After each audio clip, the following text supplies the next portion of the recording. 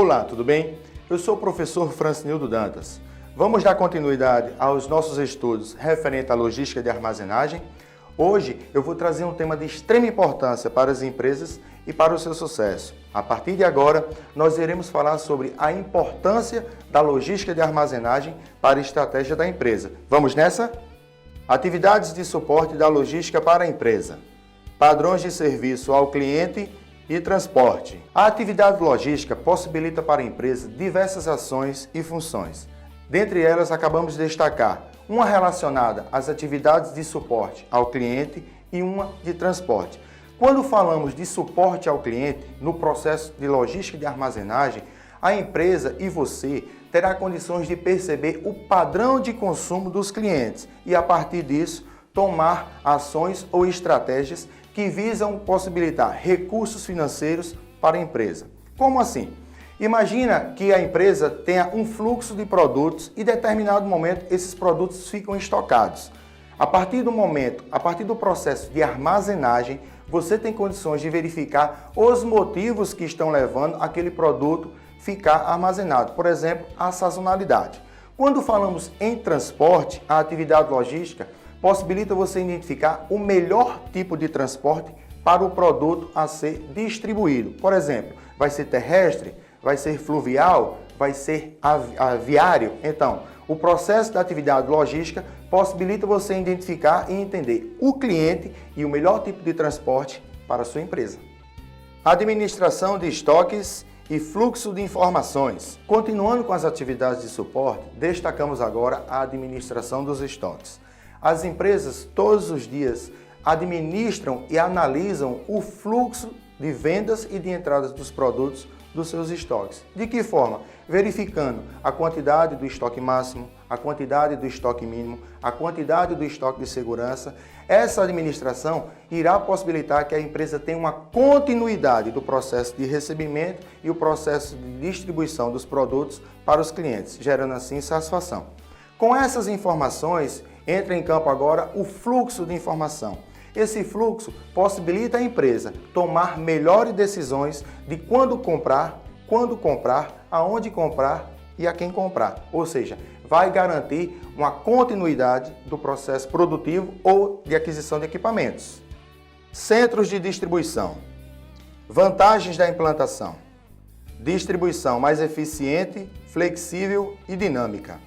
Os centros de distribuição são locais que foram estrategicamente posicionados visando o processo de recebimento, conferência quantitativa e qualitativa e estocagem e distribuição dos produtos para o cliente. Esse centro tem a função de unificar ou trazer uma proximidade entre o fornecedor com o cliente. Dentre as principais vantagens destacadas no centro de distribuição, podemos inferir a capacidade de melhor fluxo do processo de recebimento e o processo de distribuição. Esse melhor fluxo, ou seja, conhecimento do que está entrando em referência a produtos e do que vai sair referente aos produtos destinados aos clientes, produzirá a agilidade do processo de recebimento e, consequentemente, entrega do produto para o cliente. Redução dos custos e maior interação entre os produtos e clientes. Continuando com as características inerentes aos centros de distribuição, destacamos agora a capacidade de redução dos custos financeiros. Como assim? Nós verificamos que os centros têm a capacidade de interagir, ou seja, possibilitar uma integração entre fornecedor, produto e cliente. Essa interação possibilita você entender o fluxo do processo de recebimento, verificação e distribuição. Consequentemente, você vai ter um mapeamento de tudo que está entrando e de tudo que está saindo dentro da empresa. Você vai aferir efetivamente o que entra e o que sai. Imagina agora que eu não tenha um centro de distribuição. Imagina que o produto venha diretamente do fornecedor para o cliente. Esse produto, por algum motivo, pode ser avariado, ou então ele pode ser extraviado. Esse extravio irá impactar financeiramente de forma negativa para a empresa. Com essas informações, ou seja, com essa proximidade, eu tenho condições de deixar o cliente mais próximo e, consequentemente, mais satisfeito com os produtos que eu estou oferecendo. Estrutura escalonada versus estrutura direta. A estrutura escalonada consiste na subdivisão dos centros de distribuição. Essa subdivisão tem como característica ou finalidade garantir o fluxo do processo de recebimento do produto e destiná-lo ao cliente final. Já a estrutura direta tem característica de eliminar essas subdivisões, ou seja, o produto vai sair diretamente do centro de distribuição e relacioná-lo ou direcionar o produto diretamente para o cliente. Imagine um exemplo prático. Imagina que você deseja fazer uma viagem de avião e essa viagem você vai parar por diversos locais ou aeroportos. Essa característica está diretamente relacionada a uma estrutura escalonada, ou seja, os aeroportos são subdivisões do processo. Já a estrutura direta é você pegar o avião e ir diretamente ao seu destino final, ou seja, é você sair diretamente sem paradas. Então, qual é a grande diferença entre estrutura escalonada e estrutura direta? Enquanto a escalonada existe em subdivisões para chegar o produto até o cliente, a direta você pega do centro de distribuição e direciona diretamente para o cliente. Vendo a importância dos centros de distribuição e visando ampliar os seus conhecimentos sobre o tema, gostaria de convidá-lo a assistir um vídeo muito interessante. Vamos nessa? Dos escritórios e dos computadores. Nesta loja aqui, por exemplo, junto com a página na internet, foram criados este grande centro de distribuição e 45 novos empregos. O pessoal aqui da logística seleciona, confere os pedidos e faz a mercadoria chegar certinha nas mãos dos clientes.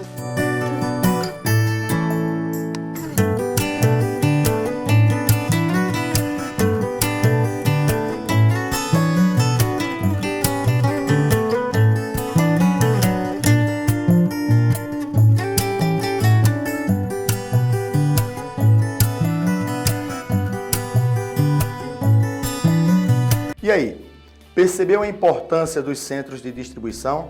Você deve ter verificado que os profissionais estavam caminhando pelo layout e verificando os produtos estocados. Em determinado momento, algum dos profissionais estava retirando esse produto dos estoques e direcionando para caixas ou carrinhos que deveriam ser destinados para os clientes.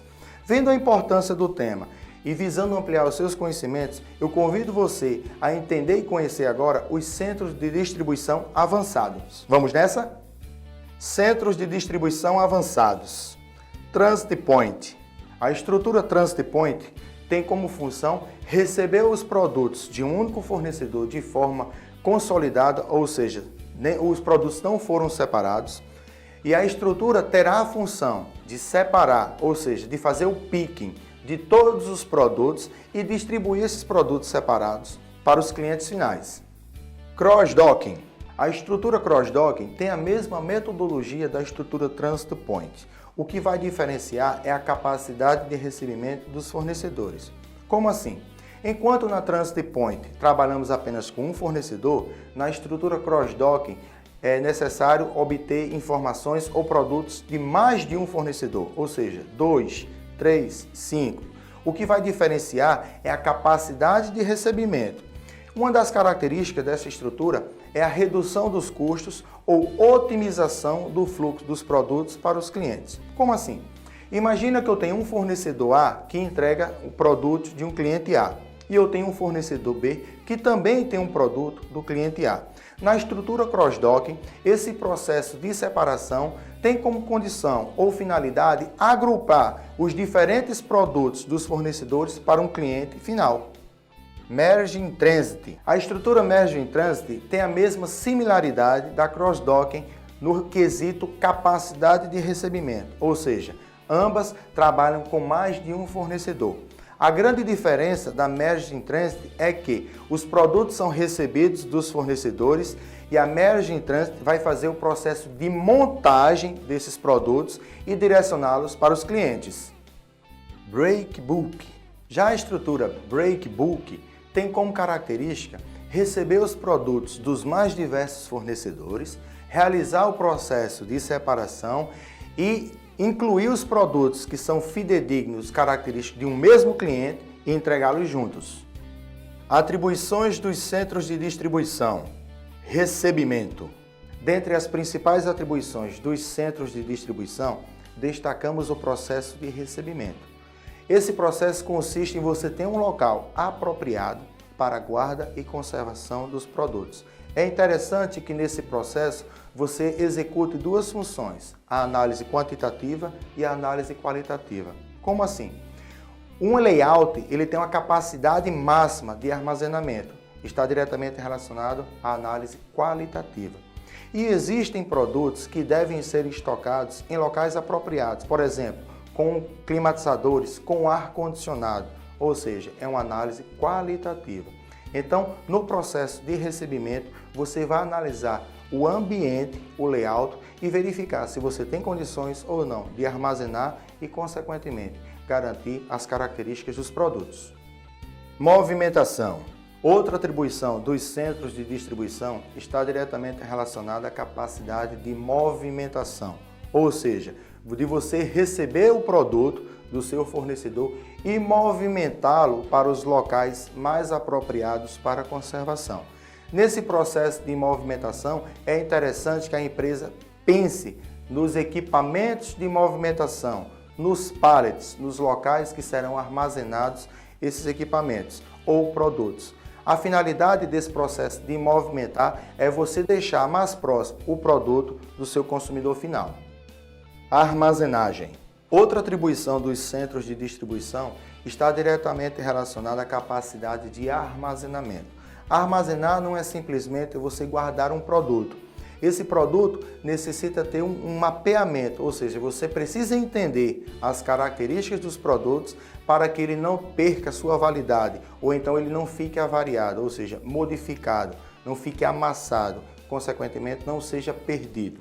Então, quando falamos em capacidade de armazenamento, estamos agrupando as características dos produtos e tendo um local apropriado para armazenar e garantir essas características. Seleção de pedidos. Outra atribuição inerente aos centros de distribuição é a capacidade de seleção dos pedidos. Nós falamos aqui que existem determinados sistemas que têm a capacidade de receber pedidos de diversos fornecedores. Se você não selecionar os pedidos e direcioná-lo para o cliente final, a tendência é que aqueles pedidos fiquem estocados e você não esteja utilizando o layout ou utilizando os equipamentos de forma eficiente e eficaz. Então, o processo de seleção de pedidos nada mais é do que você verificar os produtos que estão estocados e direcioná-lo para o cliente. Expedição.